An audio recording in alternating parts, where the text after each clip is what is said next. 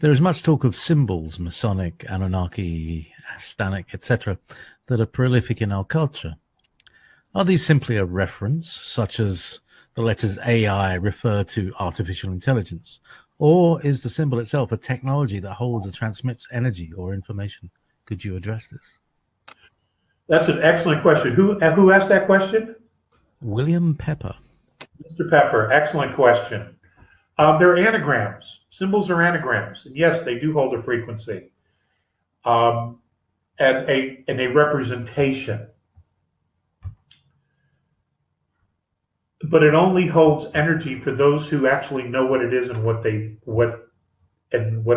believe in that, in what it represents. And that's it. If you have a Masonic symbol in New York City, or if you put it over the city of New York, does that symbol have any meaning or hold on anyone who has no idea what it is? The answer is no. Would it have any meaning or hold over someone who's blind? No, it would not. It only has importance and meaning and hold to those who have an emotional connection or an intellectual connection as to what their interpretation of what that represents.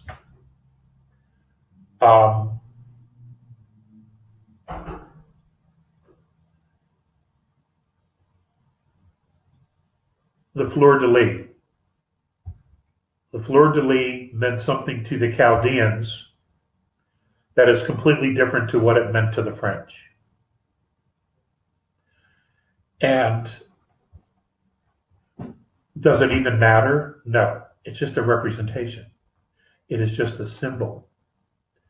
The sun worshipers, they would carve into rock.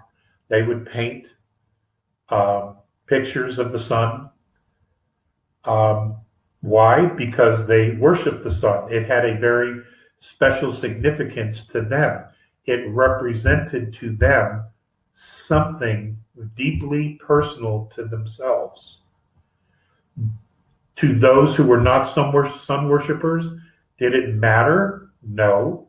They enjoyed the sun. They lived under the sun. They lived and grew up and died under the sun. They grew crops or raised livestock under the sun.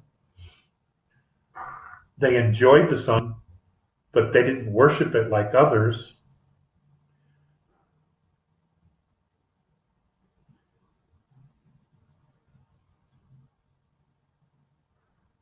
Focus. It's always fascinating to find out what people focus on.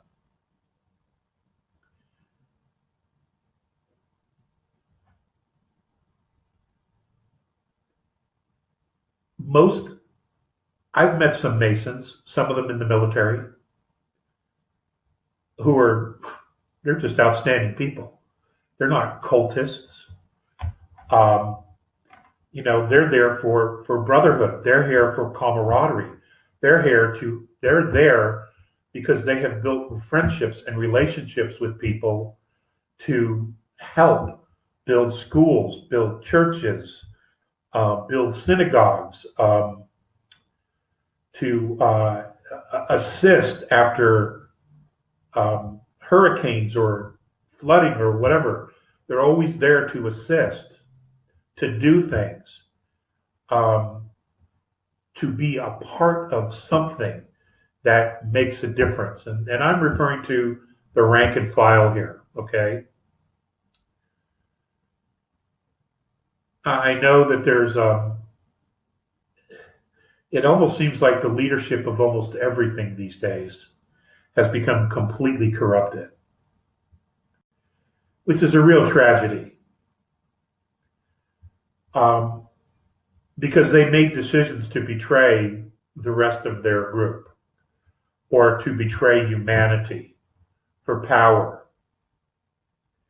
And I just simply cannot wrap my head around decisions like that. I can't.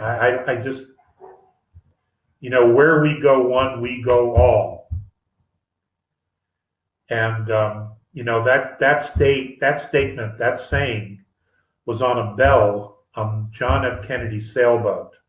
Where we go one, we go all. And that's a big deal. And I cannot wrap my head around why people make those decisions to betray humanity.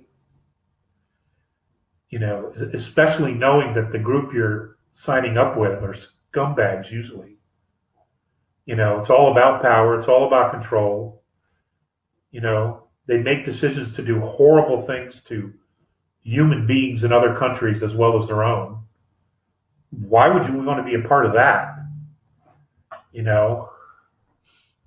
I just, anyway. No. Anagrams, symbols, medallions, medals, they only represent something personal to those who have it. Do they have a magical power? No, they do not. No, they do not. You want to know what's magical?